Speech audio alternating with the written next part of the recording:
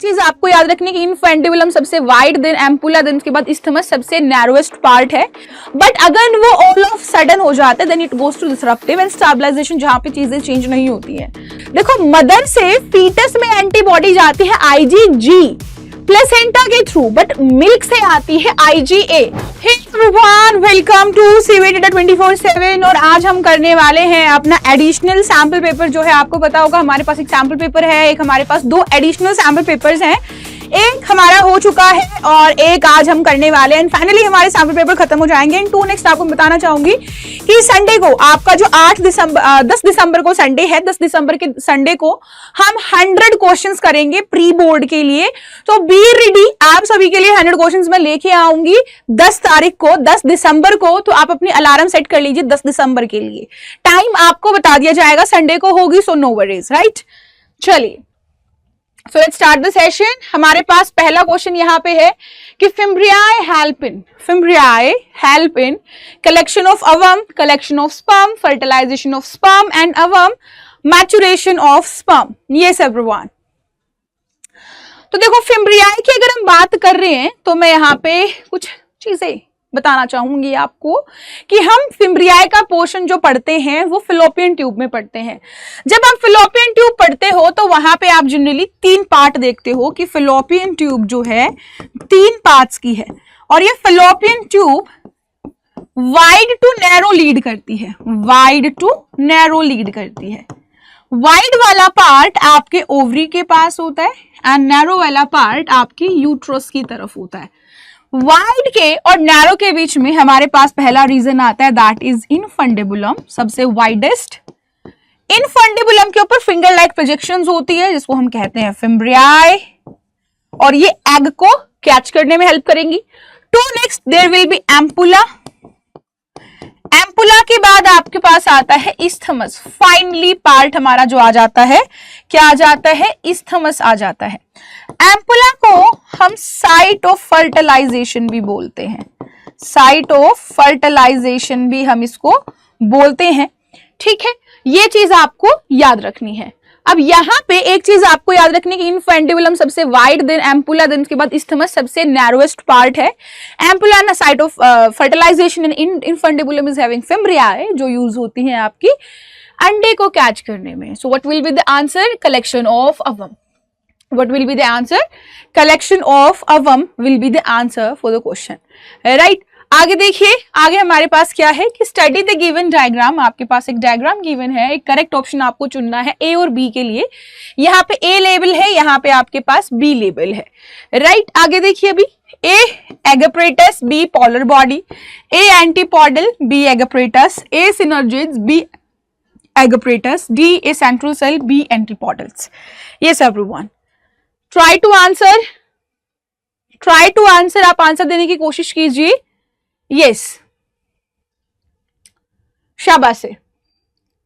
चलिए अब जरा देखिए, यहां पे हमारे पास जब हमारी बात की गई है, ये हमारी दी गई है एम्ब्रियो सैक के बारे में। यहाँ पे क्या बताया गया है, एम्ब्रियो सैक का हमारे पास ये गिवन है। एम्ब्रियो सैक जिसको हम फीमेल गैमेटोफाइट भी बोलते हैं, like a pollen, it's homologous to pollen, इसको हम क्या कहते हैं, फीमेल गैमेटोफाइट भी इसको हम बोलते हैं। और अगर मैं इसकी बात करूं तो it contains something like this, कि ये हमारी यहाँ पे इस तरीके से एक सेल होंगे, ऊपर 3 सेल होंगे और नीचे 3 सेल एंड बीच में यहाँ पे 2, राइट, इस तरीके से। अब यहाँ पे जो ध्यान देने वाली चीज ये है कि यहाँ पे ये जितने भी सेल हैं, तीनों के तीनों जितने भी सेल हमारे हैं, इनको हम कहते हैं एंटीपोडल सेल। बट ये एंटीपोडल सेल कहाँ लाए करते हैं, ये लाए करते हैं आपके चालजिल एंड की तरफ। लेट कर लो, ये चालजिल एंड है तो हमारे क्या होंगे, एंटीपोडल। अगर ये हमारा माइक्रोपाइलर एंड है, if it is our micropylar end, तो यहाँ पे 2 तो होते हैं सिनर्जिड्स, ये हमारे 2 होंगे सिनर्जिड्स। और सिनर्जिड्स के ऊपर ही एक सेल्यूलर थिकनिंग होती है, इसके ऊपर ही एक सेल्यूलर थिकनिंग होती है जो कि आपकी कहलाती है फिलीफोम अपरेटस। और ये फिलीफोम अपरेटस ही क्या करती है, पॉलन ट्यूब को गाइड करती है, केमिकल रिलीज करती है, राइट। बीच में सेंटर में is we are having egg. और अगर मैं बात करूं यहाँ पे, अगर आप एग और सिनर्जिड की बात करो, इसको हम कलेक्टिव एक टर्म देते हैं, इसको हम कहते हैं एग अपरेटस।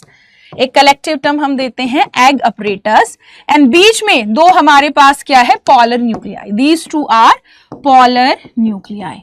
अगर आप यहाँ पे इसकी स्थिति देखो तो this embryo sac is having 8 nucleus and 7 cell, तो ये कंडीशन भी आपको याद रखनी है। यस, तो यहाँ पे आंसर क्या होगा, इफ वी सी तो हमारे पास ए पूछा है that are antipodal cells, not this not this not this, antipodal cell, and B is the egg apparatus, तो answer will be B, right. आगे देखिए, which of the following statement about untranslated region is are true, present on rRNA, present on mRNA at 3 position only, present on mRNA at 5th position only, present on mRNA at both 3 to 5 position, not required in translation process, required for efficient translation process. Yes, choose बेटा, choose. Yes, जल्दी choose किए कौन सा आपका statement true है। True आपको चुनना है, गलत नहीं चुनना है। यस, देखो अगर आप बात करो अनट्रांसलेटेड रीजन, ये कहां आता है, कौन सा रीजन आता है, जब हम एमआरएनए के बारे में पढ़ते हैं तो हमारे पास एक चीज आती है कि भाई if there is are mRNA जो कि ट्रांसलेटेड नहीं हुआ है, हमको वो करना है ट्रांसलेट, तो हमारे पास इधर 5 प्राइम से 3 प्राइम mRNA होता है, एंड इस mRNA के ऊपर यहाँ पे ट्रांसलेशन जब शुरू होता है तो इनिशिएशन स्टार्टिंग होती है, जहां पे AUG स्टार्टिंग कोडोन को सर्च किया जाता है, बट वो सबसे पहला अमीनो एसिड नहीं होता है, इसलिए थोड़ा सा यहाँ पे रीजन लेफ्ट आउट रह जाता है। प्लस ऐसे ही जब हमारा एक स्टॉप कोडोन, टर्मिनेटर कोडोन आता है तो वो भी हमारा थोड़ा यहाँ मिलेगा, जहां पे उसके पीछे 2-3 और अमीनो एसिड्स आपको देखने को मिलते हैं जो कि आपके ट्रांसलेशन में नहीं आते हैं, राइट। स्टार्ट कोडॉन और स्टॉप कोडॉन से थोड़ा सा, ये तो बीच का रीजन तो है ही जो आपका ट्रांसलेट होगा, प्रोटीन बनेगा, बट उसने जो पहले और जो उसके बाद में छूट गया, स्टार्ट कोडॉन से पहले स्टॉप कोडॉन के पीछे जो रीजन छूटा है उसको हम कहते हैं अनट्रांसलेटेड रीजन, और ये दोनों ही एंड पे होता है और आरआरएनए पे नहीं होता है, सिर्फ और सिर्फ एमआरएनए पे होता है, तो पहला गलत हो गया। ये सिर्फ थर्ड पे नहीं होता, ये फिफ्थ दोनों पे होता है, तो true is the true answer, not required in translation process, but ये बिल्कुल रिक्वायर्ड होता है अगर हमारे पास ट्रांसलेटेड रीजन नहीं है। ये इसलिए होता है क्योंकि हमको स्टार्टिंग एंड स्टॉप को ढूंढना होता है, उसके अकॉर्डिंग ये चीजें होती हैं, तो ये हमारा गलत हो जाएगा, रिक्वायर्ड होता है, it is very much required, right. तो यहां पे हमारा ये ठीक है, रिक्वायर्ड फॉर एफिशिएंट ट्रांसलेशन, तो आपका आंसर क्या हो गया, this answer is D, correct है जी। आगे देखिए, which one of the following statement regarding sex determination are true in addition to autosome? In addition to autosome, remember हमको यहाँ पे जो भी स्टेटमेंट देनी है हमको वो ऑटोजोम के कॉन्टेक्स्ट में देनी है। पहला है male grasshopper have 1 less sex chromosome than females, male birds have 1 more sex chromosome than females, number of sex chromosomes is equal in male and female birds, male grasshopper is having 1 additional sex chromosome than females, male and female grasshopper have the same number of sex chromosomes, and अब यहां से आपको choose करना है, let me do this ताकि आपको यहां पे सब दिखाई पड़ पाए। Yes, I think you can see now, आप अब अच्छे से देख पाएंगे। यस, करिए, चूज करिए भाई जल्दी से, फटाफट से, ज्यादा टाइम नहीं लगना चाहिए।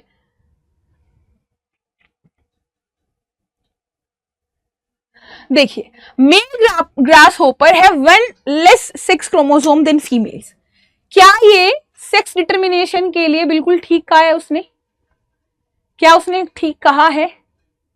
यस और नो, यस और no. In addition to chromosome के कॉन्टेक्स्ट में भी हमको बात करनी है। Is it so? Male birds have 1 sex chromosome than females. Okay, अब तुम यहाँ पे बर्ड्स की बात देखो, बर्ड्स में हमने क्या पढ़ा हुआ है, बर्ड्स के अंदर हमने पढ़ा है कि भैया Z, देखो ये बात तो ठीक है ना, ये तो ठीक है बिल्कुल, हमने पढ़ा है कि जो मेल इंसेक्ट होता है, अच्छा मैं इसको ना साफ ही कर देती हूँ फॉर अ मोमेंट, मैं यहां कराती हूँ आपको, राइट। देखो हमने पढ़ा हुआ है इंसेक्ट के केस में, इंसेक्ट आपके 2-3 तरीके से सेक्स डिटरमाइन करते हैं, ठीक है। एक तो आपका होता है XONXX कंडीशन, जैसे कि एग्जाम्पल के लिए आपका ग्रास होपर हो गया, एग्जाम्पल के लिए ग्रास होपर आ जाता है यहाँ पे, ठीक है। ये किसके अंदर मिलता है? ग्रास होपर में आ जाता है। यहाँ पे एक जो आपका मेल है, मेल के पास एक कम होता है फीमेल के पास आपका। अब मैं लेबल भी कर देती हूं कि ये हमारा क्या है, ये हमारा मेल है और ये हमारी फीमेल है। तो यहाँ पे फीमेल के पास एक एक्स्ट्रा क्रोमोसोम होता है, that is very much true. But दूसरा एक केस ये भी आता है कि इनके पास जैसे आदमी होते हैं ना, इंसान होते हैं, सेम गोज यहाँ पे भी कि आपके पास ये वाली कंडीशन भी देखने को मिलती है। जैसे कि आप अगर बात करें ड्रोसोफिला, अगर आप फ्रूट फ्लाई की बात करें तो फ्रूट फ्लाई में जैसे हम ह्यूमंस में XY चलता है, XX एंड XY चलता है, same goes with the fruit fly. दूसरा यहाँ पे आपके पास पार्थिनोजेनेसिस देखने को मिलता है, पार्थिनोजेनेसिस देखने को मिलता है, जो कि haploid and diploid, haploid diploid method है सेक्स डिटर्मिनेशन का, जहां पे हमारा जो मेल होता है, मेल हमारा होता है हैप्लॉइड, ठीक है, एंड जो हमारी फीमेल होती है, फीमेल हमारी होती है डिप्लॉइड। अब आप एक एग्जांपल देखो तो ये किस किस के अंदर देखा जाता है, जैसे लिजर्ड होगी, रोटीफर्स हो गए, एक आपकी स्नेक की स्पीशीज भी आती है, plus honey bee, honey bee के अंदर भी आपको ये देखने को मिल जाता है। तो ये आपको किसके अंदर देखने को मिलता है? हनी बी, हनी बी के अंदर आप ये एग्जाम्पल देखने को मिलता है। अब यहीं पे अगर आप बात करो, हमारे पास और चीजें भी आ जाती हैं। फॉर एग्जाम्पल अगर आप बात करो बर्ड्स की, तो बर्ड्स में क्या होता है, यहाँ पे जो फीमेल होती है, female is having ZW and male is having ZZ। ये हमारी क्या है? फीमेल, ये हमारा क्या है? Male, right. ये हमारा किसके अंदर है भैया? बर्ड्स के अंदर है। तो ये भी आपको याद रखना है अच्छे से। अगर आप ह्यूमंस की बात करते हो तो वी ऑल नो ह्यूमंस के अंदर XX XY होता है, ये मेल का होता है, ये फीमेल के लिए होता है, we all know this, right. अब यहाँ पे इसको डिफाइन करें, क्या ये हमारी बात ठीक होगी? इसने कहा male grasshopper having one less chromosome than female, बिल्कुल सही, क्योंकि मेल के पास XO होता है और फीमेल के पास XX होता है, ये O का मतलब 0 होता है ना, तो मतलब एक कम है, no doubt. Male birds have one more, no more कुछ नहीं, इक्वल होता है। Number of 6 chromosome is equal in male and female bird, बिल्कुल सही, ZZ एंड ZW, है ना। Male grasshopper have one additional 6 chromosome than female, नहीं ऐसा कुछ नहीं होता है, गलत है। Male and female grasshopper have same, no बिल्कुल भी सेम नहीं होता। तो हमारे पास जो आंसर निकल के आता है that is 1 and 3, that is 1 and 3, clear है। चलिए आगे देखिए, हमारे पास एक fossil record show that the size of black bear in Europe increased during glacial period. Which of the following graph represent this case? इसने कहा कि फॉसिल जो है आपका एक ब्लैक बियर का देखा गया है, यूरोप के अंदर इंक्रीज हो रहा है ग्लेशियल पीरियड में। तो आपका ये ग्राफ क्या रिप्रेजेंट करता है? कौन सा ग्राफ आपका रिप्रेजेंट करेगा इन तीनों में से? एक डायरेक्शनल, एक स्टेबलाइजेशन, एक डिसरप्टिव। एक आपका डिसरप्टिव कौन से वाला दिखाई देगा? कौन से वाला? यस, कौन से वाला होगा? डायरेक्शनल, क्योंकि अगर आप देखो तो यहाँ पे size of bear in European increase during each glacial period. जैसे जैसे आप एक पीरियड की तरफ, आप एक टाइम पीरियड में जा रहे हैं, वैसे वैसे वो साइज इंक्रीज जब होता है तो वो आपका डायरेक्शनल सिलेक्शन दिखाता है। बट अगर वो ऑल ऑफ सडन हो जाता है then it goes to disruptive and stabilization, जहां पे चीजें चेंज नहीं होती हैं। तो आंसर हमारा क्या हो गया? ग्राफ सी। क्या हो गया? ग्राफ सी, राइट। आगे देखिए, आगे हमारे पास क्या है? The process of evolution of different species in geographical areas starting from a point and radiate to other area of geography is called founder effect, adaptive radiation, convergent evolution and saltation। देखो ये बहुत अच्छी term है, बहुत अच्छी इसमें phenomena लगता है, तो आपको ये याद रखना है। देखो जब भी हम आप अपना आंसर कर सकते हैं, आप वीडियो पोज करके देखो, मैं क्या है ना आपका टाइम ही लेना चाहूंगी, आपको आंसर करना है। आप जैसे ही मैं क्वेश्चन रीड करती हूँ पॉज कर दीजिए वीडियो को, आप अपना आंसर कीजिए, आपको हो जाए तो उसके बाद चालू कर लीजिए, राइट। क्योंकि टाइम आपका भी बचेगा, मेरा तो खैर क्या ही है, आपका बचना जरूरी है क्योंकि आपके पास टाइम है नहीं ज्यादा। अगर आप प्रोसेस ऑफ इवोल्यूशन की बात करो, जो डिफरेंट स्पीशीज जा रही है ज्योग्राफिकल एरिया के अकॉर्डिंगली, तो वहां पे हमारा आंसर आता है अडैप्टिव रेडिएशन। क्या आता है? Adaptive radiation. But adaptive radiation जो शो करता है, ये शो करता है कन्वर्जेंट इवोल्यूशन। क्या शो करता है? कन्वर्जेंट इवोल्यूशन शो करता है।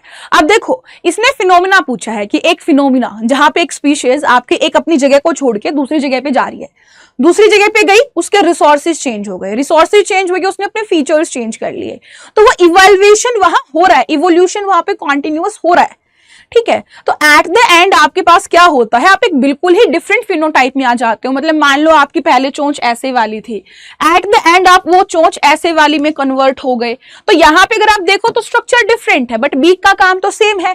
तो वो एनालॉजी के अंदर, कन्वर्जेंट इवोल्यूशन के अंदर लाई करता है, बट इसका मतलब ये नहीं है कि आप वहां पे प्रोसेस को ही ये नाम दे दोगे, नो, नॉट एट ऑल। तो आपको ये याद रखना है अच्छे से कि जब भी ऐसा कोई ज्योग्राफिकल एरिया की वजह से चेंजेस आता है, कोई भी एक स्पीशीज ज्योग्राफिकल एरिया की वजह से अपने आप को चेंज करता है, दैट प्रोसेस और phenomena is called adaptive radiation. And while adapting this radiation, while doing these changes in itself, वो स्पीशीज कन्वर्जेंट इवोल्यूशन से पास थ्रू करती है। बट हमने यहाँ पे इवोल्यूशन नहीं पूछा, प्रोसेस का नाम पूछा, that's why it's adaptive radiation. Next is we are having, अच्छा ये आपका ना, आपको ध्यान होना चाहिए, एनसीईआरटी के अंदर ये आपका गिवन है, दिस इज योर एनसीईआरटी के अंदर गिवन वाला, दो ही ट्री है वहां पे, दो ट्री वहां पे आपके पास जेनेटिक पेडिग्री के, तो वो उनमें से एक है ऐसे कैसे। मैं आपको बता दूं ये आपका मस्कुलर डायस्ट्रोफी का ट्री है, जो कि हमको पता होना चाहिए कि ये हमारी कैसी होती है डिजीज, ये हमारी एक्स लिंक्ड रिसेसिव डिजीज होती है ना। तो हमको डिजीज से ही पता है कि ये कौन सी डिजीज है, हमारे एनसीईआरटी बुक में है ये, ठीक है। बट फिर भी देख लीजिए आप कैसे पता करेंगे। देखो इधर हमारे पास मेल एंड फीमेल नॉर्मल है एंड चाइल्ड्स आ गए यहाँ पे। अब देखो ऐसा कैसे हो सकता है कि आपके पास दोनों ही नॉर्मल हो और बच्चा आपका कैसा आ जाए, आपका डिजीज आ जाए। इसका मतलब क्या है, इसका मतलब क्या है, इसका मतलब क्या है, इसका मतलब कैरियर सिचुएशन रही होगी समवेयर, कैरियर सिचुएशन होगी यहाँ पे, और यहाँ पे क्या रही होगी, कैरियर स्टेज सिचुएशन रही होगी। अब हमें नहीं पता ये कैरियर सिचुएशन ऑटोजोम की है कि रिसेसिव की। अब इसको कैसे देखेंगे, ये तो हमको पता चल गया ना कि कैरियर सिचुएशन आ रही है यहाँ पे समवेयर, तो कैरियर है यानी कि रिसेसिवनेस होगी यहाँ पे। तो डोमिनेंट वाले तो हमारे हट गए, डोमिनेंट वाले तो हमारे हट गए। अब हमको देखना है ये सेक्स लिंक्ड है या ऑटोजोम लिंक्ड है। हम कहां से देखेंगे, यहां से देखेंगे कि यहाँ पे जो लड़की है ये नॉर्मल थी, इसकी शादी कहीं और ही, बट लड़के के अंदर बीमारी हुई, लड़की में कोई बीमारी नहीं हुई। यानी फीमेल टू मेल जब कोई भी डिजीज जाती है वो कैसी होती है, सेक्स लिंक्ड होती है। क्यों, क्योंकि वो कैरियर का एक्स क्रोमोसोम खराब वाला गया होगा, और तो फीमेल में से क्या ही जाएगा, तो it is x linked recessive disease, it is x linked recessive disease, right. आगे देखिए हमारे पास एबीसी आइडेंटिफाई करने के लिए है डायग्राम में, यू हैव टू आइडेंटिफाई कि यहाँ पे एबीसी से जो लेबल कर रखे हैं वो क्या है आपके। तो देखिए इधर आपके पास ए बी सी है, चलो ठीक है, इससे पहले मैं आपको बता देती हूँ, हमको ज्यादा टाइम नहीं लगाना है। Here we are having photo of nucleosome, आप देख सकते हैं ये हमारे न्यूक्लियोसोम की एक फोटो है। आपको बता रहे कि हमारा जो न्यूक्लियोसोम होता है, न्यूक्लियोसोम होता है कि हमारे पास ऑक्टामर होता है, histone octamer, histone octamer, plus हमारे पास प्रोटीन सॉरी डीएनए होता है, डीएनए होता है, राइट। ऑक्टामर की अगर मैं बात करूं तो ऑक्टामर हमारा हिस्टोन प्रोटीन कितने का होता है, हिस्टोन प्रोटीन हमारा होता है 5 तरीके का, H1, H2A, H2B, H3 and H4। इसमें से इन दो के, इन सभी के H2A, H2B, H3 and H4 के दो मॉलिक्यूल आते हैं, दो इसके, दो इसके, दो इसके, दो इसके, और टोटल 8 बन जाते हैं, और इसको हम कहते हैं ऑक्टामर। और इस ऑक्टामर के ऊपर, इस ऑक्टामर के ऊपर आपका रैप कर जाता है डीएनए। फॉर एग्जांपल मैं कहूं ये हमारा ऑक्टामर है और इस ऑक्टामर के ऊपर ये हमारा डीएनए इस तरीके से रैप्ड है, इस तरीके से डीएनए हमारा रैप्ड है। बट ये जो डीएनए है यहाँ पे आपको पता रहे इसकी कॉइलिंग खुल सकती है, रैपिंग खुल सकती है, so we have to fix it. हम इसको फिक्स करते हैं और फिक्स करने के लिए हम इसके बाहर यहाँ पे एक डीएनए लगा देते हैं। तो आपको हमेशा ये याद रखना है कि ये हमारा ऑक्टामर है, ये हमारा DNA, and this is your H1। H1 यहाँ काम आता है, H1 छोड़ा ना मैंने, यहाँ पे H1 कहाँ काम आता है, यहाँ काम आता है, it is a longitudinal fibre, right. तो हमारे पास यहाँ पे क्या होगा, A यानी कि DNA, B is H1 histone, C is your histone octamer.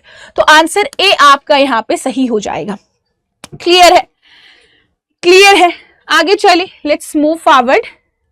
Introduction of gambusia fish in pond, check the growth of water hyacinth, anopheles, dragon fly and house fly.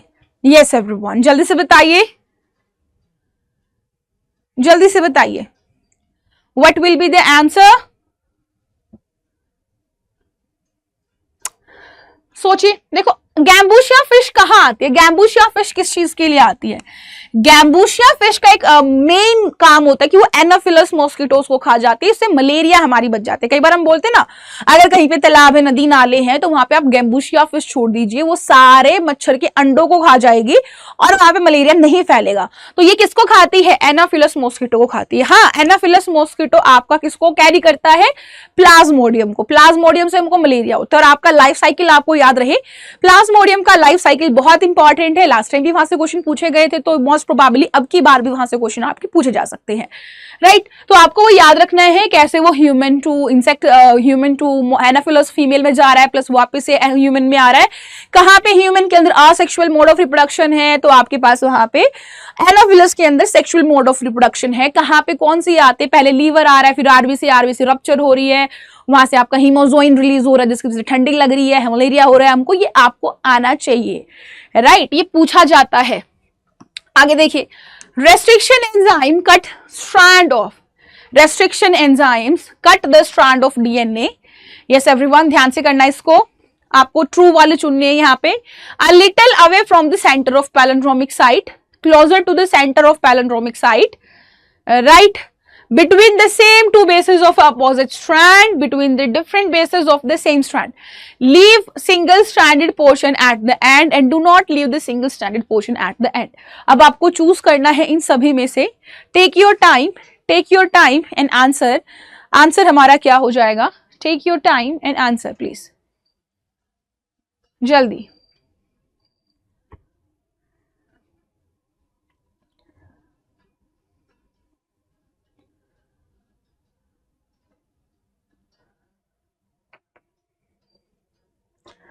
जल्दी answer कीजिए।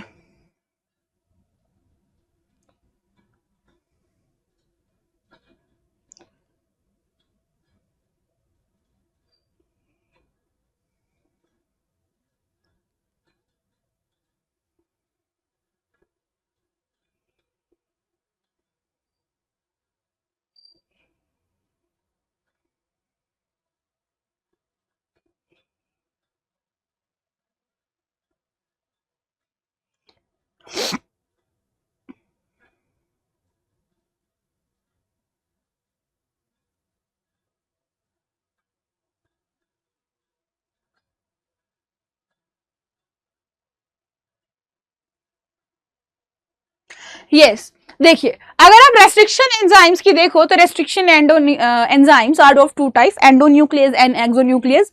दोनों की फंक्शनिंग अलग होती है। Exonuclease थोड़ा बाहर की तरफ, जो मेन पैलेंड्रोमिक साइट होता है उसको थोड़ा आउटर रीजन में काटता है। एंडो बिल्कुल बीचों बीच काटेगा, मतलब बेसिस के बीच में काटेगा, राइट? तो हमारे पास सबसे पहले little away from the centre of palindromic site, that's very true, बिल्कुल सही है। Closer to the centre of palindromic site, no, फिर ये कॉन्ट्रावर्शियल हो जाएगा आपस में। Between the same two basis of the opposite strand, यानी का मतलब जैसे यहाँ पे GAATTC है, तो इधर आपका क्या हो गया? CTTAAG हो गया। तो इधर भी यही काट रहा है, इधर भी यही काट रहा है, इधर भी गुआनिन एडेनिन के बीच में कट हो रहा है, यहाँ पे गुआनिन एडेनिन के बीच में कट हो रहा है। तो यानी यहाँ पे ये बात बिल्कुल ठीक है। Between the different basis of same strand, that's wrong, ऐसा नहीं होता है, आपका गलत है ये। And leave single stranded portion at the end, बिल्कुल जब ये कट के आएगा तो इस तरफ आपके पास GCTTAA आ जाएगा, उस तरफ आपका AATT नीचे सी करके वो आपका G आ जाएगा। तो यहाँ पे आपके सिंगल बेस पेयर्स आपके ओपन अप रहते हैं, तो that's true. And do not leave, नहीं, ये डू नॉट लीव वाला नहीं हो जाएगा, गलत हो गया। तो आपका पहला, तीसरा एंड पांचवा, पहला, तीसरा और पांचवा, यानी कि आपका बी आंसर यहाँ पे सही हो जाता है। ठीक है जी, आगे देखिए। Which of the following technique serves the purpose of early diagnosis of disease? Early diagnosis अगर आपको करना है किसी डिजीज का, तो कौन सी टेक्निक आप वहां पे यूज करते हैं? Recombinant DNA technology, serum analysis, ELISA, urine analysis, serum analysis and DNA, recombinant DNA technology, PCR and ELISA, PCR, serum analysis and urine analysis. तो देखो यहाँ पे हमारी एक चीज तो बहुत ही वाकिफ है ना। अब वैसे तो आपको आंसर पता चल गया होगा इतनी देर में कि कभी भी यूरिन एनालिसिस तो हम नहीं करते हैं, नेवर एवर यूरिन एनालिसिस हम नहीं करते हैं। हम करते हैं आपके कौन से हम करते हैं recombinant DNA technology, PCR and ELISA, ELISA जो कि आपका एंजाइम लिंक्ड इम्यूनोसोर्बेंट ऐसे इसकी फुल फॉर्म होती है, और जहां पे एंटीजन एंटीबॉडी बेस्ड आपका टेस्ट होता है ये। तो आंसर आपके पास यहाँ पे क्या हो जाएगा, सीरम एनालिसिस भी नहीं आएगा, तो answer is your C, recombinant DNA technology PCR and ELISA, right. आगे देखिए, आगे हमारे पास क्या है, which of the following is possible in aquatic ecosystem. Aquatic ecosystem में हमारे कौन से पिरामिड्स पॉसिबल है ये आपको बताने हैं। पहले पिरामिड ऑफ नंबर आपका इन्वर्टेड रहेगा, बायोमास का अपराइट, एनर्जी का इन्वर्टेड। इधर pyramid of number upright, biomass upright, energy upright. Pyramid of number inverted, biomass inverted, energy inverted, upright, inverted and upright. Yes, जल्दी बताइए, लेट्स आंसर फास्ट। तो एक चीज तो हमको मालूम है कि एनर्जी जो होता है इट इज ऑलवेज, चाहे आप कहीं भी बात कर लो, किसी भी सिस्टम में बात कर लो, इट इज ऑलवेज अपराइट, क्योंकि ये 10% लो फॉलो करती ही करती है, 10% ही एनर्जी नेक्स्ट ट्रॉपिक लेवल में जाती है। तो इन्वर्टेड वाले तो यहां से सीधे सीधे हट गए, राइट। वहीं पे अगर मैं वहीं पे बात करूं किसकी, बायोमास की, तो वी ऑल नो बायोमास हमारा कैसा होता है, बायोमास एक्वेटिक सिस्टम में इन्वर्टेड चलता है। ऐसा क्यों, फाइटोप्लैंक्टन्स कंपैरेटिव टू ज़ूप्लैंक्टन्स बहुत ही छोटा मास रखते हैं। Zooplankton as compared to small fishes बहुत कम मास रखती हैं। अब small fishes as compared to large fishes बहुत कम मास रखती हैं, इसीलिए इसका इन्वर्टेड होता है। ऑलवेज आपके यहाँ पे क्या आएगा, इन्वर्टेड, ठीक है। एंड नंबर का तो आपका हमेशा ही अपराइट होता है, ठीक है। तो आंसर अगर अनटिल और अनलेस कोई सिचुएशन आपकी नहीं गिवन है, जैसे कि एक तालाब है, ये है, वो है, तो पर्टिकुलर सिचुएशन अगर नहीं है, नॉर्मली नेचर में पूछा गया, तो it is always upright in the case of A number and energy, right. आगे चले, हमारे पास क्वेश्चंस है असरेशन रीजनिंग वाले, ऑप्शंस भी रिमेंबर। पहला होता है असरेशन रीजनिंग करेक्ट है, एक्सप्लेनेशन करेक्ट है, असरेशन रीजनिंग करेक्ट है, एक्सप्लेनेशन ठीक नहीं है। तीसरे नंबर पे आपके पास आता है असरेशन ठीक है, रीजनिंग गलत। फिर चौथे पे आपका असरेशन गलत, रीजनिंग गलत, ठीक है। मतलब ऐसा करके आपका आएगा, और आपको पता ही होना चाहिए, यहाँ पे मुझे बताना ना पड़े। चलिए आगे देखिए, असरेशन है कि perisperm is protective covering of seed which help in the dispersal. A ripened ovary wall form a pericarp which functions as a fruit wall. Yes.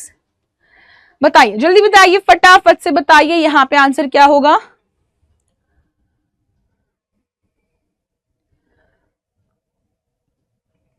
बहुत आसान है, बहुत आसान है।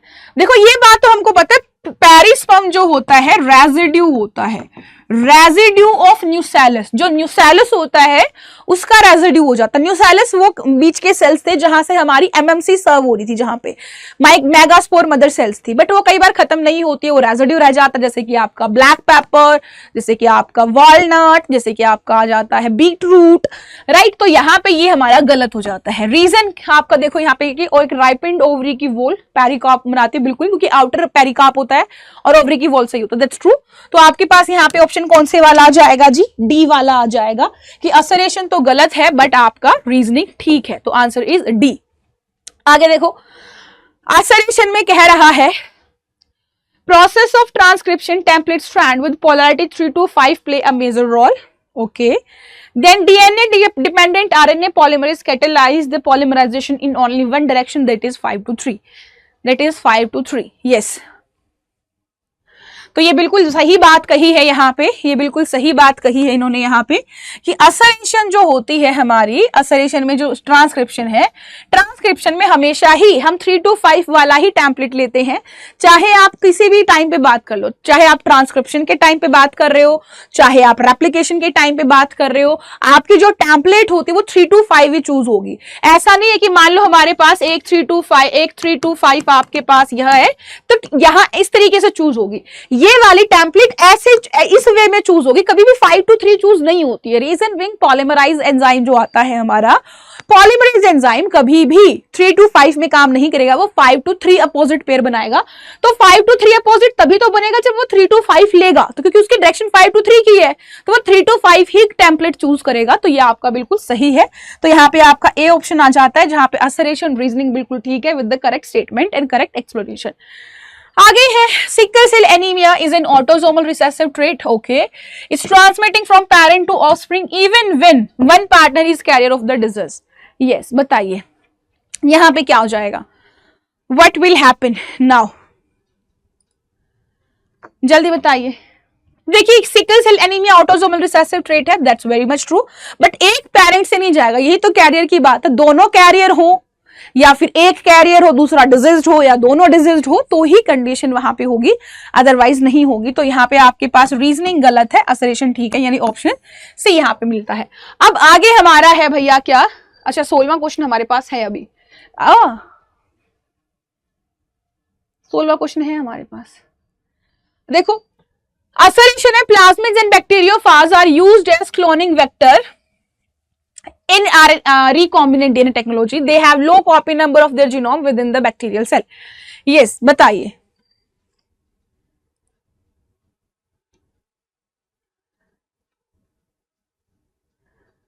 बताइए भाई, ठीक है। देखो ये बात तो ठीक है, प्लाज्मिड को और बैक्टीरियाफाज को चूज करते हैं, पर क्यों चूज करते हैं? क्योंकि वो कॉपी ज्यादा बना सकते हैं, लो मॉलिक्यूलर वेट होता है, सो मेनी थिंग्स। कभी भी ये रीजन नहीं होता है कि उनका लो जीनो, अगर उनकी लो कॉपी नंबर होगा, उनकी ओराई से सपोर्ट होता है ना कॉपी नंबर, अगर ओराई कहेगी मैं तो कम कॉपी नंबर बनाऊंगा तो हम उसको चूज क्यों करेंगे? हम उसी को तो चूज करते हैं जिसका हाई कॉपी नंबर होता है, क्योंकि हमको क्लोनिंग करनी है ना, फिर क्लोनिंग वेक्टर हम वो क्यों चूज करें जो कम कॉपी बनाएगा, ज्यादा वाली करेंगे, है ना। एक भैंस हमको लेनी है 90,000 रुपए में, तो हम उस भैंस को लेके जो ज्यादा दूध देगा, कम दूध वाली भैंस को हम क्यों लेंगे? वही चीज यहाँ पे है। तो रीजनिंग आपकी यहाँ पे गलत है, असरेशन ठीक है, यानी यहाँ पे ऑप्शन सी आता है। अब नेक्स्ट हमारे पास जो क्वेश्चन है वो 2-2 मार्क्स के क्वेश्चंस आते हैं। ये 2-2 मार्क्स के हमारे क्वेश्चंस है और अब हम इनको करने वाले हैं।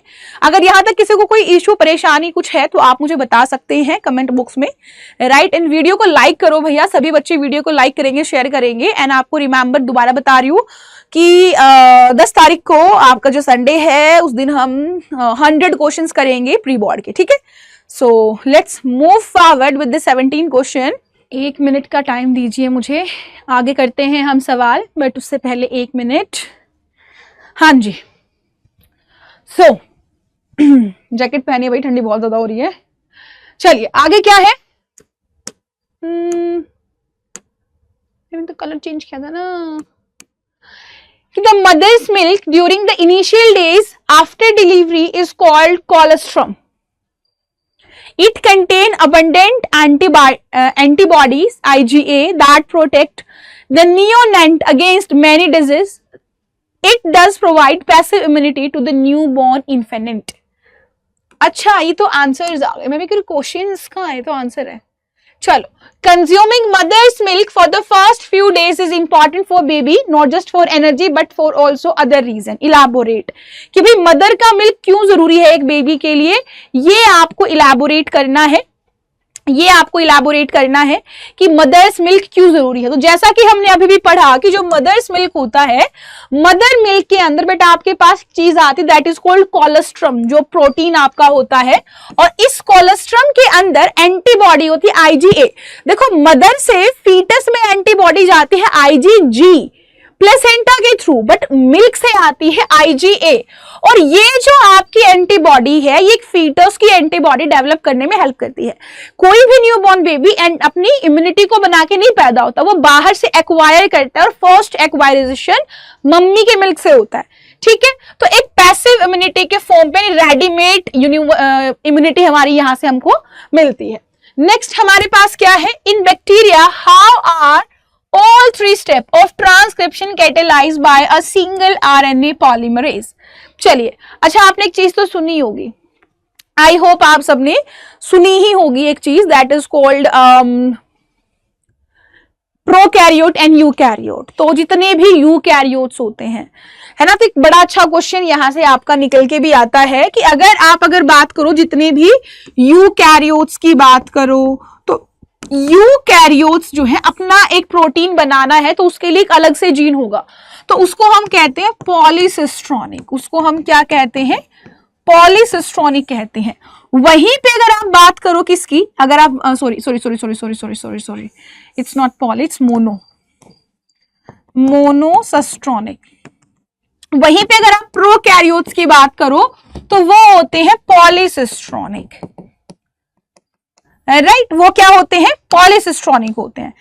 से ही अगर आप बात करो तो हमारे पास जब बात आती है किसकी, हमारे पास जब बात आती है उसकी आरएनए के पॉलीमराइजेशन की, कि कैसे सारी प्रोसेस हो जाती है, तो आरएनए पॉलीमरेज एक इकलौता ऐसा आपका एंजाइम है जो सारे बैक्टीरिया, सारे राइबोसोम्स को बना देगा, एक ही से काम चल जाएगा। वहां पे हमारे पास 3 चीजें होती है, इनिशिएशन, ट्रांसक्रिप्शन एंड टर्मिनेशन।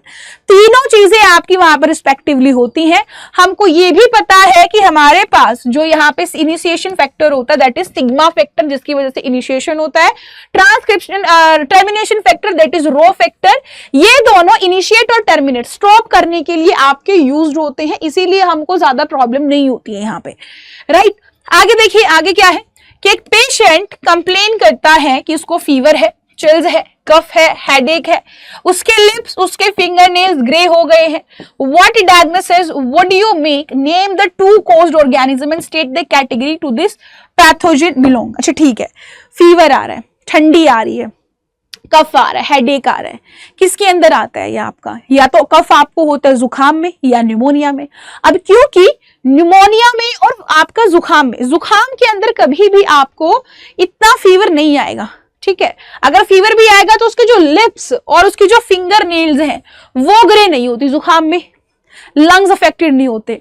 तो आपको ये चीज याद रखना है कि हमारे पास ना, जब आप बात करते हो किसकी, जब आप बात करते हो न्यूमोनिया की, जो ये डिजीज हमारी है, इस न्यूमोनिया के अंदर आपके 2 बैक्टीरियाज आते हैं। एक तो होता है हीमोफिलस इन्फ्लुएंजा, हीमोफिलस इन्फ्लुएंजा, और दूसरा स्ट्रेप्टोकोकस न्यूमोनिया।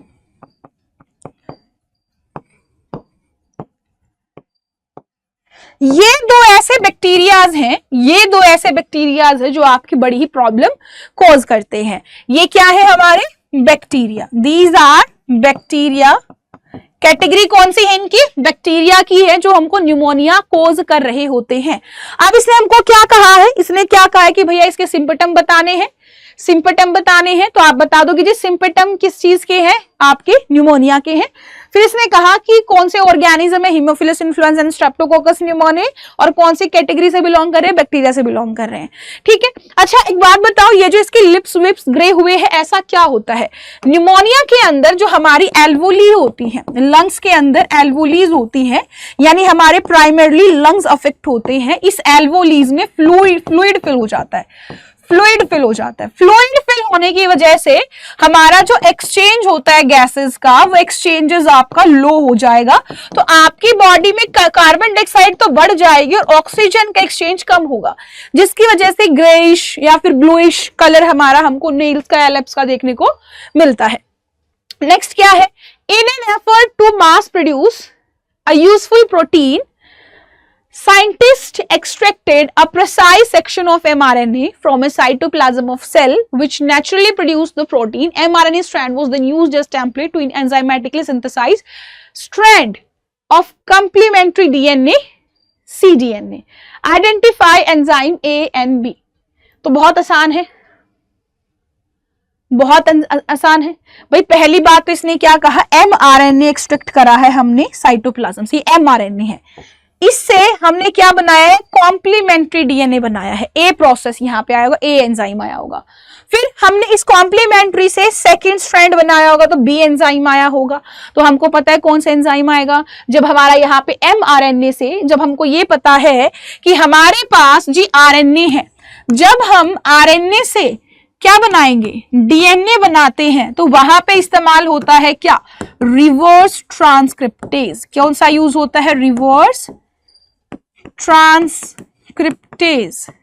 और जब आपका डीएनए से डीएनए ही बनता है, तो हमारे पास वहां पे यूज होता है क्या, डीएनए पॉलीमरेज, डीएनए पॉलीमरेज। क्या इसमें कोई प्रॉब्लम है, क्या उसमें कोई प्रॉब्लम है।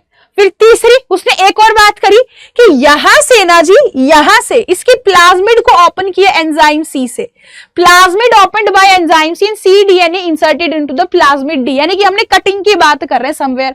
और अगर हमको हमारे डीएनए को कट करना है, अगर हमको हमारा इस डीएनए को कहीं पे भी कट करना है, तो कट करने के लिए आपको पता है कौन सा एंजाइम यूज होता है, रेस्ट्रिक्शन एंजाइम आप चाहो तो आप एंडोन्यूक्लियस भी लिख सकते हो, बट हमको नहीं पता वहां पे कौन सा है।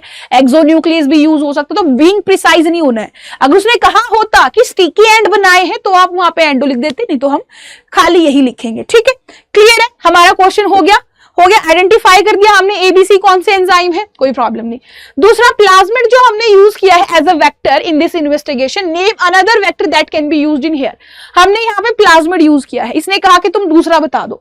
देखो, हम जो प्लाज्मिड्स यूज करते हैं, वेक्टर्स यूज करते हैं, वेक्टर्स हमारे पास बहुत सारे हैं। अगर तुम चाहो, देखो हमारे पास जब छोटा सा फ्रेगमेंट हमको लेना हो, स्मॉलेस्ट डीएनए अगर हमको डालना होता है तो हम प्लाज्मिड प्रेफर करते हैं, बट इसने कहा प्लाज्मिड के अलावा बताओ। अगर आपको लार्जेस्ट करना हो तो आपके पास है बैक्टीरियल आर्टिफिशियल क्रोमोसोम, यह एक आर्टिफिशियलिस्ट क्रोमोसोम, बैक्टीरियोफाज आपके पास है, बैक्टीरियोफाज आपके पास है। अगर आपको ध्यान है आरएनए इंटरफेरेंस, तो आपको एग्रोबैक्टीरियम ट्यूमिनिफेसन ध्यान होगा, आपको रेट्रोवायरसेस याद होंगे। रेट्रोवायरस हमारे पास है एग्रोबैक्टीरियम ट्यूमिनिफेसन, ये भी आपको ध्यान होगा। ये भी क्या है, हमारे वेक्टर ही है। चाहो आप किसी का नाम बैक, यैक, एग्रोबैक्टीरियम, रेट्रोवायरस, जिसका चाहो उसका आप नाम ले सकते हैं, जो आपको याद रहे। आपको मैंने बहुत सारे बता दिए, खूबी बता दिए हैं। आगे देखो, explain how this ecosystem follow the first, how the ecosystem follow the first and second law of thermodynamics। First and second law of thermodynamic कैसे फॉलो करता है इकोसिस्टम, उसके बारे में बात करते हैं। अच्छा ठीक है, जनरल बात कर लेते हैं, आपके यहाँ पे लिखा भी हुआ है, हम यहाँ पे आ जाते हैं। ठीक है, देखो होता क्या है ना कि अगर आप उसके बारे में बात करो तो पहला लॉ क्या कहता है, आपका फर्स्ट लॉ ये कहता है कि एनर्जी को ना तो हम बना सकते हैं, ना ही हम डिस्ट्रॉय कर सकते हैं, उसको बस एक फॉर्म से दूसरी फॉर्म में कन्वर्ट कर सकते हैं। ये आपका थर्मोडायनेमिक का पहला लॉ है कि energy can not be created and can not be destroyed, है ना। अगर जिसको हम बोलते हैं कि neither created nor destroyed, neither nor either और करके जो हम लगाते हैं वो फिनोमिना, है ना। अब यहाँ पे यही पहला आपका होता है, जब आप एनर्जी की बात करते हो तो सन से आई सोलर, सोलर से हमने उसको केमिकल एनर्जी में चेंज करा, तो हम उसकी फॉर्म चेंज कर रहे होते हैं, जस्ट हम उसको कभी बनाते नहीं है। एक plant can not make energy, वो बस सोलर एनर्जी को ट्रांसफॉर्म कर रहा है, राइट। तो ये चीज आपकी यहाँ पे भी फॉलो हो रही है कि भैया बिल्कुल फॉलो हो रही है कि हमारी एक एनर्जी जो है वो एक फॉर्म से दूसरी फॉर्म में जा रही है, इसके अलावा यहाँ पे ऐसी कोई भी बात नहीं है। दूसरे लॉ की अगर मैं बात करूं तो आपका क्या कहा जाता है कि अगर मान लो आपके पास कोई सिस्टम है, आपने सिस्टम पढ़े होंगे जहां पे एंट्रोपी एंथैल्पी आपने पढ़ा होगा केमिस्ट्री फिजिक्स में, तो आपके पास सेकेंड लॉ केमिस्ट्री के अंदर है, ये 12th क्लास के अंदर थर्मोडायनेमिक आता है एक्चुअली, है ना। तो केमिस्ट्री में मिलेगा थर्मोडायनेमिक वाली यूनिट, है ना, या फिजिक्स में, ध्यान नहीं है मुझे, फिजिक्स में मिलेगी, यस फिजिक्स में मिलेगी। अगर आप एक बात करो तो यहाँ पे कहा जाता है कि कोई भी आइसोलेटेड सिस्टम है, उसकी जो एंट्रोपी यानी जो लॉस ऑफ एनर्जी है वो ऊपर की तरफ बढ़ता है ना। जैसे ही आप ऊपर टॉप पे जाओगे तो you will have minimum energy, right. वही चीज यहां कही गई, वही चीज आपका 10% ऑफ जो लो है आपका, जो कौन सा था, लिंडमैन लो है 10% की, जैसे जैसे आगे बढ़ता है 10% ही जाएगी, बाकी सारी लॉस हो जाएगी। वही सेम चीज यहां पे आपकी कही जाती है, तो बिल्कुल फॉलो करती है, नो डाउट।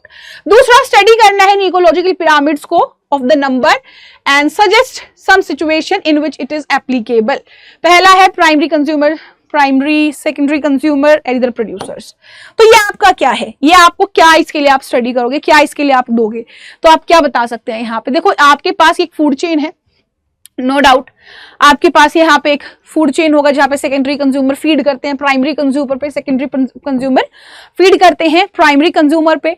बट अब आप देखोगे यहाँ पे तो सेकेंडरी कंज्यूमर बहुत ज्यादा नजर आ रहे होंगे आपको, यानी कि इट इज पॉसिबल कि सेकेंडरी कंज्यूमर्स के पास प्राइमरी कंज्यूम करने के बहुत सारे तरीके होंगे, या तो ये पैरासाइट होंगे, या तो ऐसा हो सकता है कि भैया सेकेंडरी कंज्यूमर हमारे ओमनीवोरस हो सकते हैं, इट कैन बी ओमनीवोरस, ये हमारे हर्ब हैं, ये हमारे प्रोड्यूसर्स हैं, ये इसको भी खा रहे हैं, ये इसको भी खा रहे हैं, it is possible, it is possible कि सेकेंडरी कंज्यूमर ज्यादा है और ये आपका नहीं है। और ये आपका कब पॉसिबल है? एक फूड चेन में पॉसिबल है। दिस वाज पॉसिबल, ये आपका कब एप्लीकेबल है? ये एक फूड चेन में एप्लीकेबल है। जब आप एक फूड वेब को, नॉट चेन, मैं फूड वेब कह देती हूं, जब आपका एक फूड वेब होता है, फूड वेब के अंदर इट इज पॉसिबल कि ऐसा हो सकता है ना। चलिए आगे देखिए,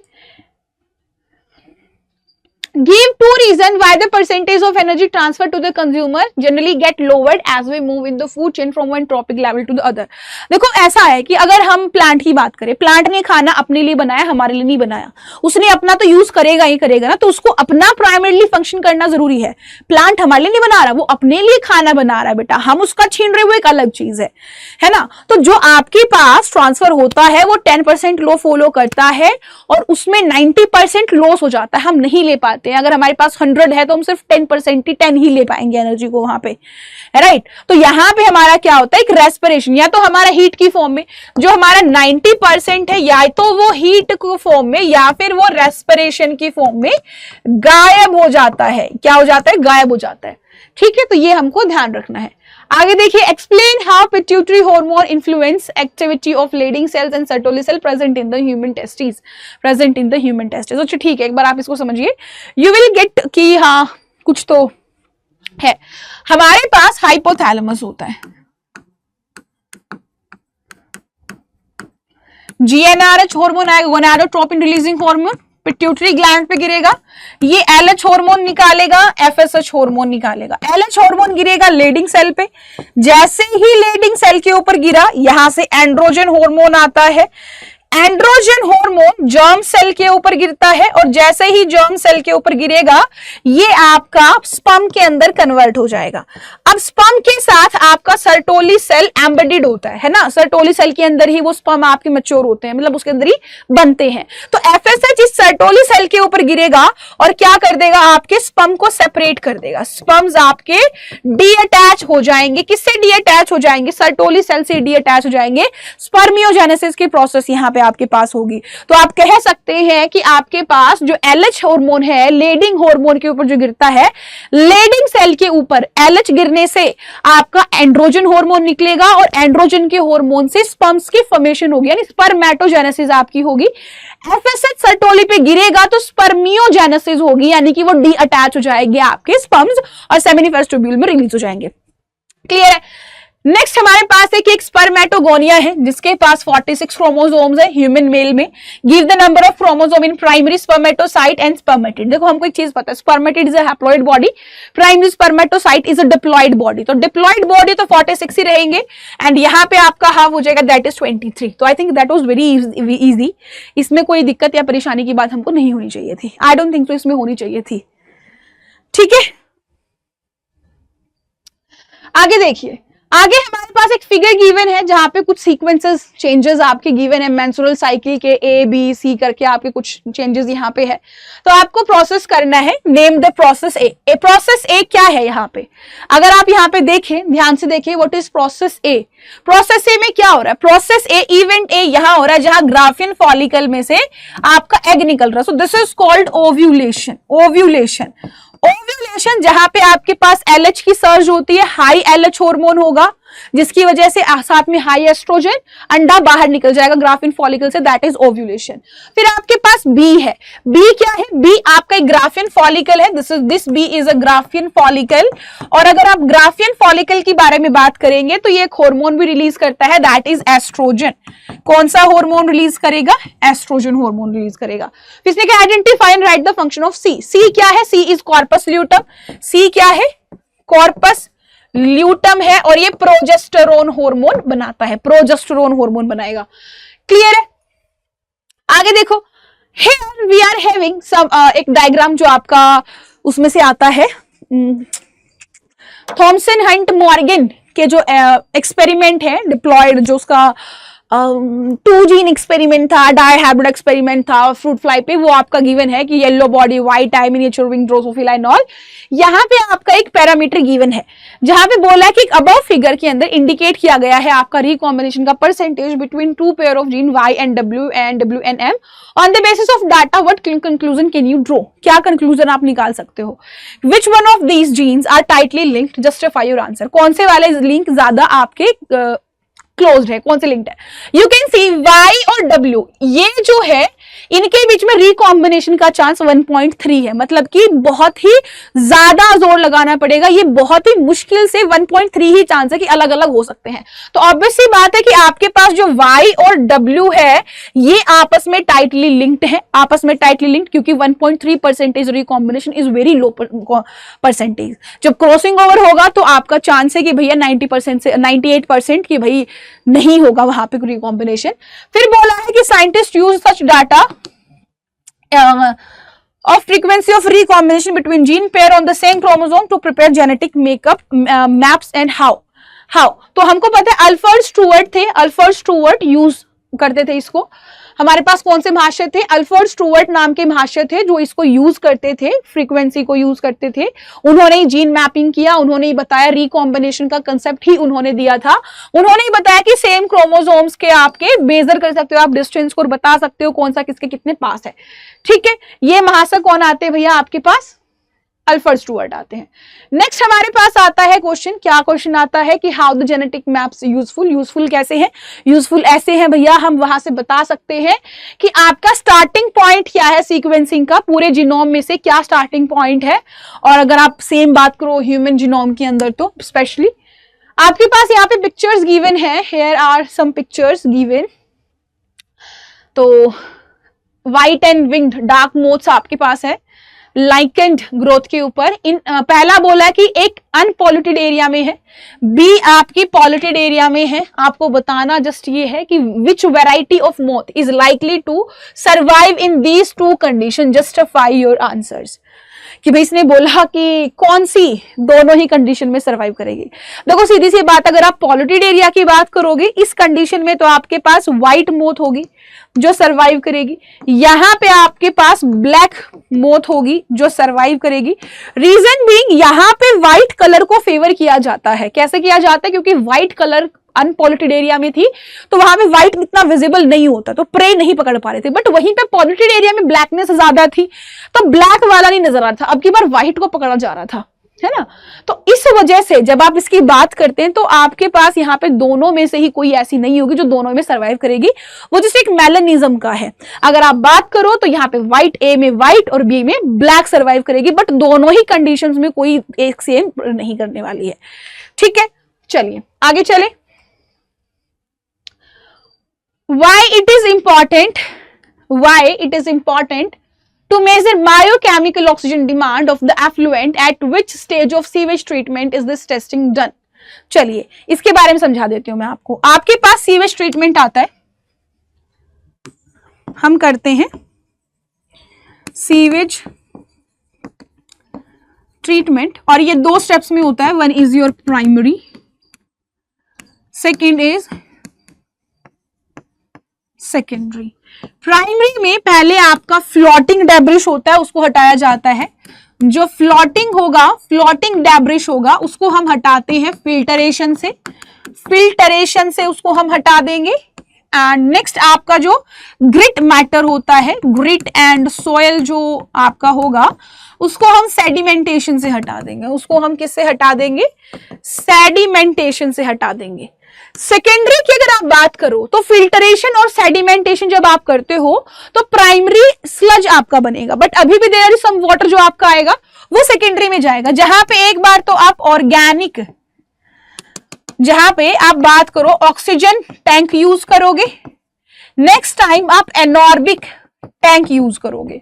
अब यहां पे जो ऑक्सीजन टैंक है यहां पे हम करते हैं फ्लोक को यूज। फ्लोक माने आपके पास फंजाई है, बैक्टीरिया है, दोनों जब साथ में एसोसिएट होते हैं तो उसको हम कहते हैं फ्लोक। क्या बनता है जी, वो फ्लोक बनता है।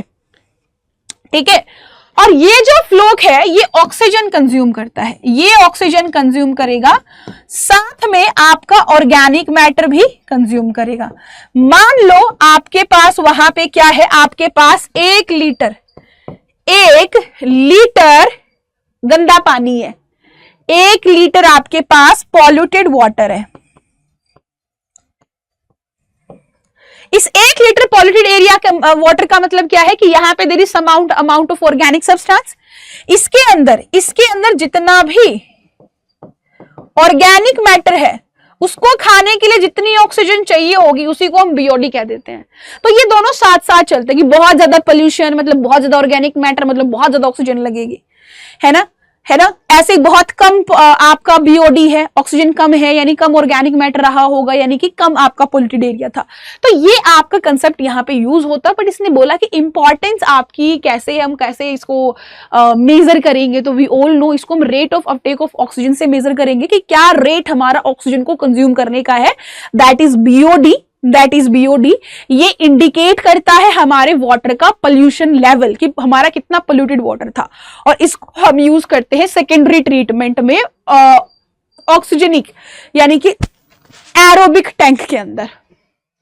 बीओडी लेवल 3 सैंपल का हमने एबीसी से लेबल किया है, 60 mgl, 20 mgl and 50 mgl respectively. बताओ कौन सा पानी ज्यादा पॉल्यूटेड है, मतलब इतना सबसे ज्यादा ऑर्गेनिक मैटर इसमें ऑब्वियसली बात है, जिसके अंदर ज्यादा ऑर्गेनिक है, सी वाले के अंदर ज्यादा ऑर्गेनिक मैटर है, तो ये ज्यादा पॉल्यूटेड है।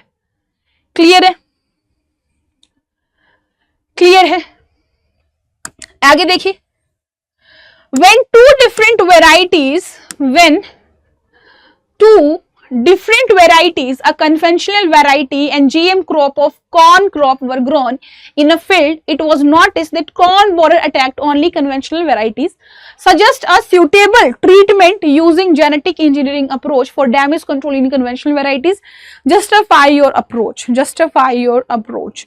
तो हम क्या कर सकते हैं यहाँ पे, अगर आपको ध्यान है तो we can do a thing that is called BT cotton concept हम लगा सकते हैं।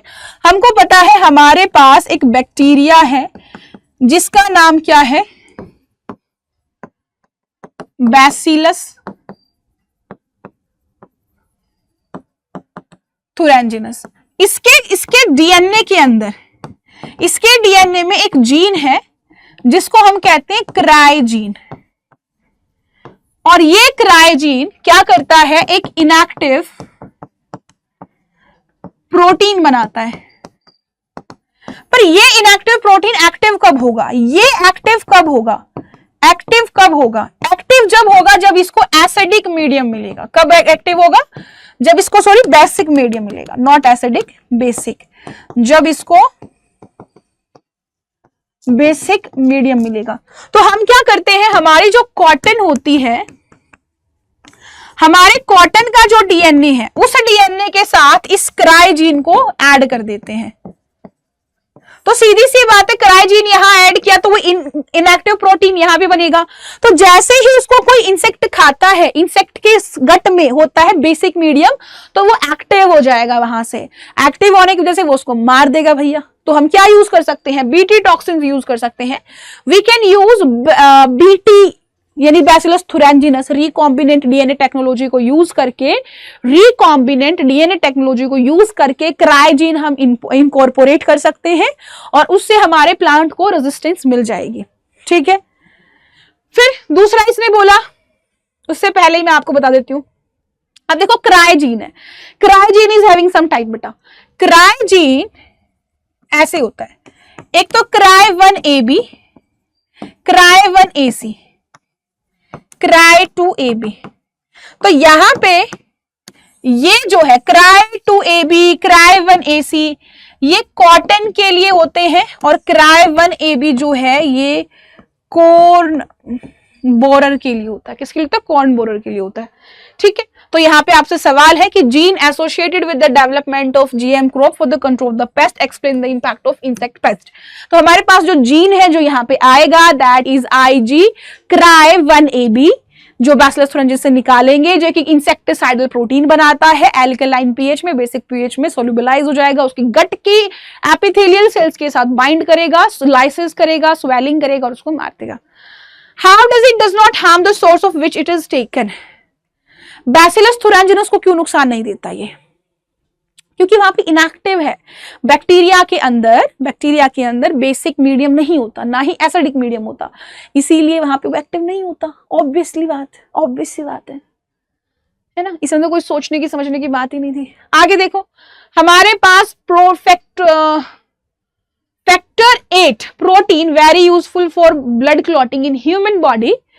It is deficient. It can neither be plasma derived or can be made as a genetically engineered recombinant protein. Name the genetic disease that can be treated using recombinant DNA technology. Human factor 8. तो we all know haemophilia is the disease, क्योंकि haemophilia एक ऐसा disease जहां पे blood clotting का reason आता है, तो हम हीमोफीलिया को ट्रीट कर सकते हैं using this gene, using this disease, और वी कैन नो अदर नहीं होगा। चलो दूसरा कि भैया before recombinant human factor was available, ये डिजीज ट्रीट की जा रही थी फैक्टर 8 के रिसीव होने से डोनेटेड ब्लड में। Give 2 possible advantage of using recombinant, ये कह रहे हैं इसके 2 एडवांटेज दो, हम जो फैक्टर 8 यूज कर रहे हैं, गिव इट्स 2 एडवांटेजेस। पहला एडवांटेजेस तो ये था कि जो हमने डोनर ब्लड से फैक्टर 8 हम रिसीव करते थे, उसके अंदर पैथोजन हो सकते थे, इन्फेक्शन हो सकता था, आपको सीवियर इशू हो सकता था, एलर्जी हो सकती थी, ठीक है, जो अब यहाँ पे नहीं होती, अब यहां पे आपकी नहीं हो सकती। इट इज नॉट पॉसिबल कि वो आपकी अभी हो जाए, ठीक है,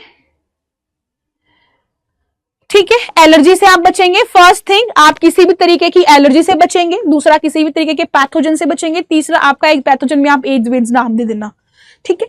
आगे unique feature of inheritance pattern of the disease as mention in the part A above, which is this, it is hemophilia, that is X-linked disease, जो कि फॉलो करती है criss cross pattern of inheritance. चलिए आगे है which bioconservation strategy is used when endangered species are removed from the safe and threatened habitat and placed under the human care? How this strategy different from the other strategies of bioconservation?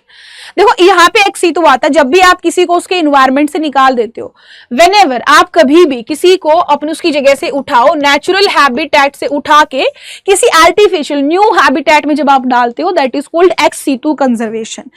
X situ conservation आपकी जैसे कि आपका captive breeding हो सकती है, botanical garden, zoos, aquaria, gene banks, ये सब चीजें आप यूज कर सकते हैं।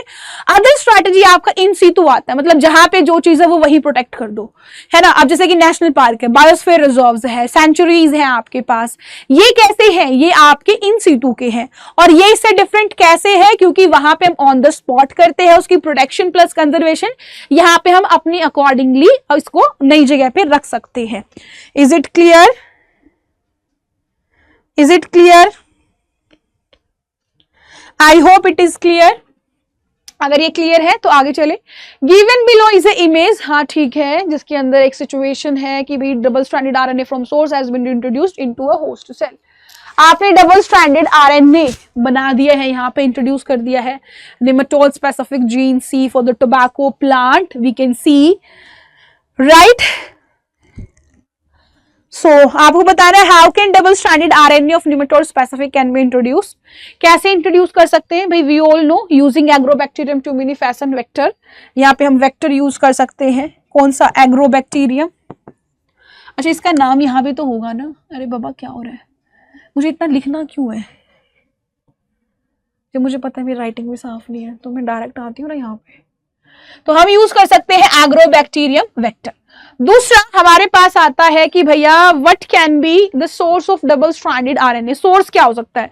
तो सोर्स हमको पता है डबल स्ट्रैंडेड आरएनए का, देयर इज अ वायरस जहां से हम ये आरएनए जीनोम लेते हैं, या फिर हम मोबाइल जेनेटिक ट्रांसपोन्स ले सकते हैं। ट्रांसपोन्स क्या होते हैं? फ्लैक्चुअल, कुछ ऐसे डीएनए के स्ट्रैंड्स होते हैं जो एक जगह से दूसरी जगह कूदते फांदते फिरते रहते हैं जी, है ना, तो वो मोबाइल जेनेटिक एलिमेंट होते हैं, उसको कहते हैं ट्रांसपोन्स।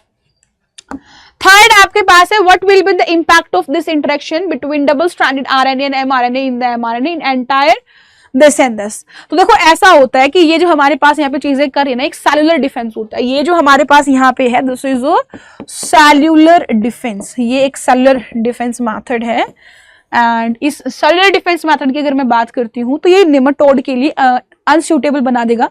निमेटोड यहाँ रह ही नहीं पाएगा और इसकी साइलेंसिंग की वजह से जैसे वो साइलेंस होता है mRNA डबल स्ट्रैंडेड बनता है तो वो इनएक्टिव प्लस निमेटोड नहीं रह पाएगा, वो वहां से भग जाएगा, खत्म। पैरासाइट सर्वाइव ही नहीं कर पाएगा वहां पे। इकोनॉमिक इंपॉर्टेंस क्या है?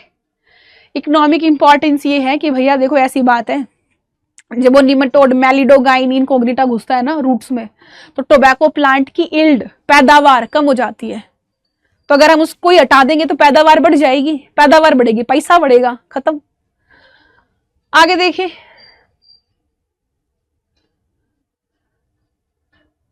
इन ए ह्यूज कल्चर फ्लास्क, ध्यान से देखना, in a huge culture flask with unlimited supply of nutrient medium, bacteria were grown, their population kept on increasing as they were dividing by binary fission. What type of growth pattern will be seen here? So we all know, जब unlimited resource आते हैं तो हमारे पास जो जे shape की होती है वो आएगा, यानी कि एक्सपोनेंशियल ग्रोथ मॉडल हमको देखने को मिलता है। Write the equation which can be used to calculate the population size after the time t when the initial population size of the bacteria is n population size of t. तो इसको define करने के लिए we are having that is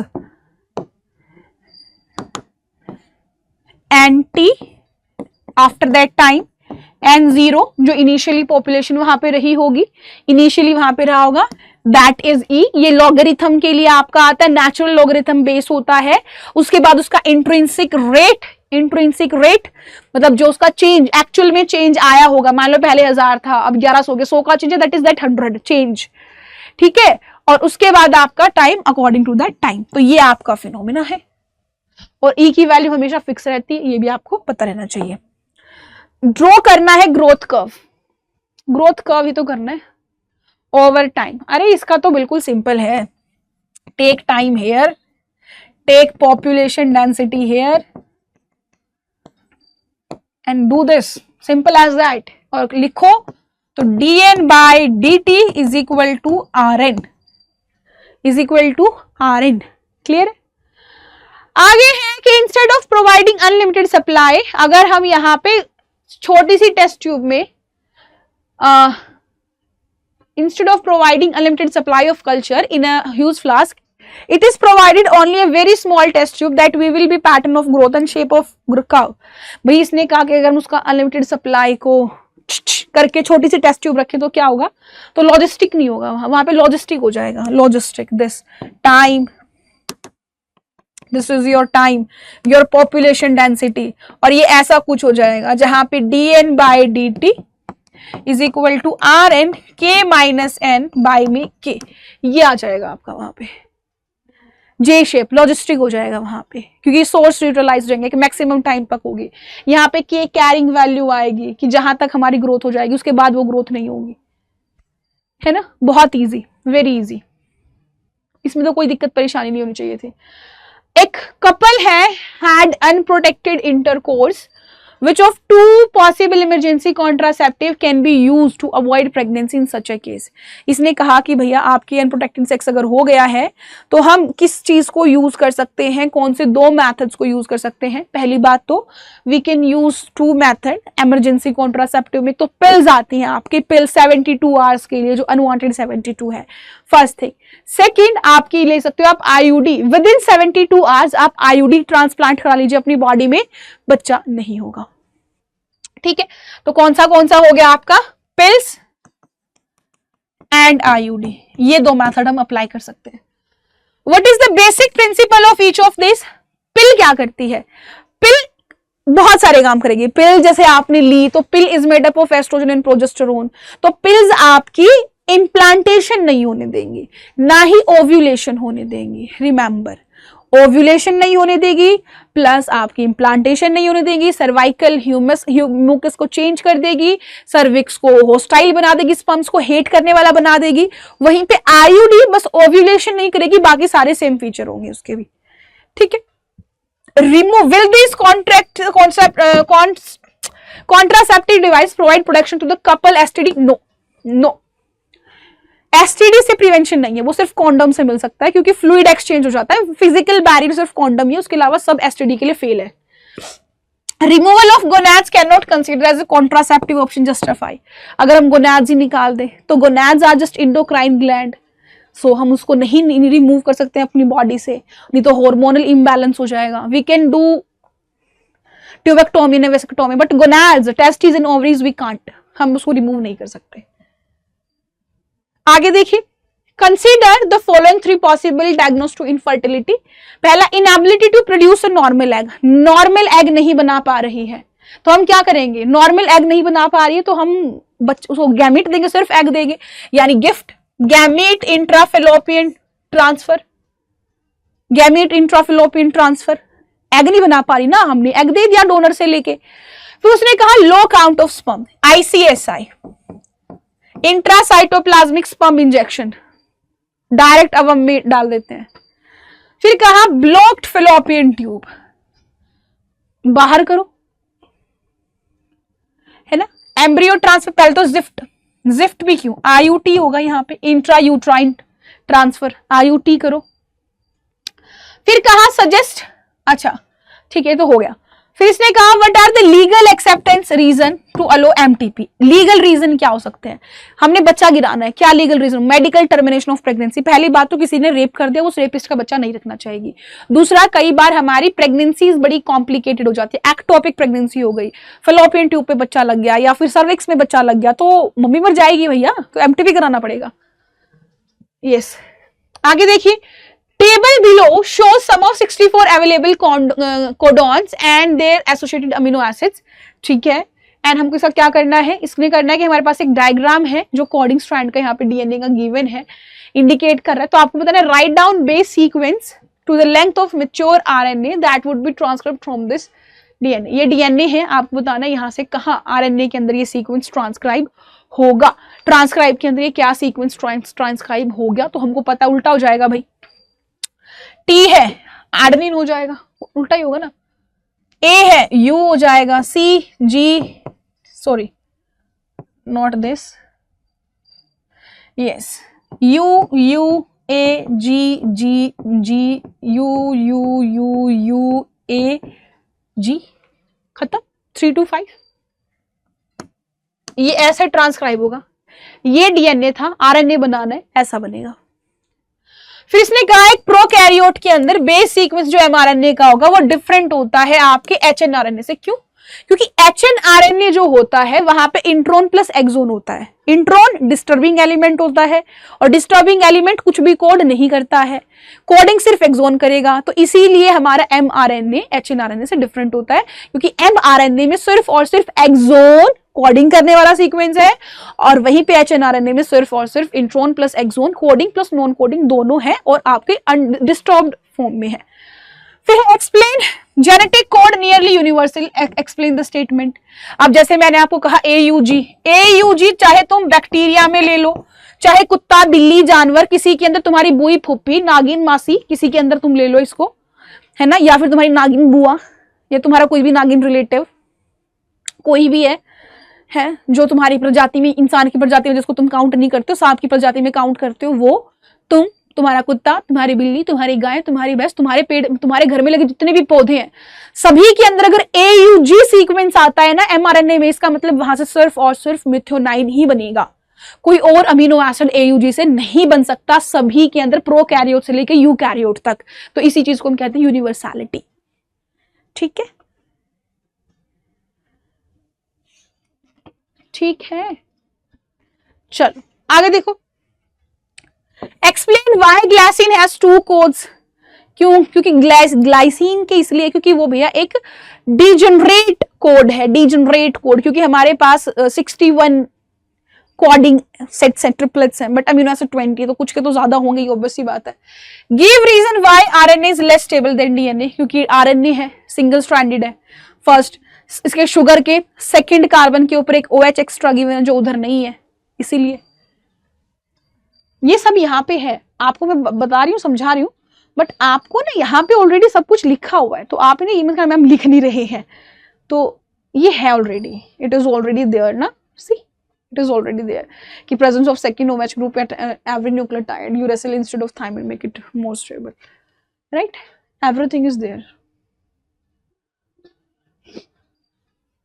चलिए आगे देखिए, ABR blood group in human is example of multiple allelism and codominance justify। देखो आप अगर बात करते हो किसकी, अगर आप बात कर रहे हो मल्टीपल एलेनिज्म का, अगर आप मल्टीपल एलेनिज्म की बात कर रहे हो तो एक इंडिविजुअल में नहीं होता, ये होता है एक पॉपुलेशन में। जैसे हमारे पास IA, IB, I 3 एलील है, बट एक इंडिविजुअल में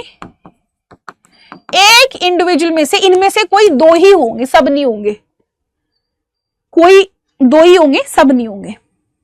तो दिस इज मल्टीपल एलेलिज्म, है ना, ये हमारा क्या है, मल्टीपल एलेलिज्म है, ये सब आपको पता रहना चाहिए।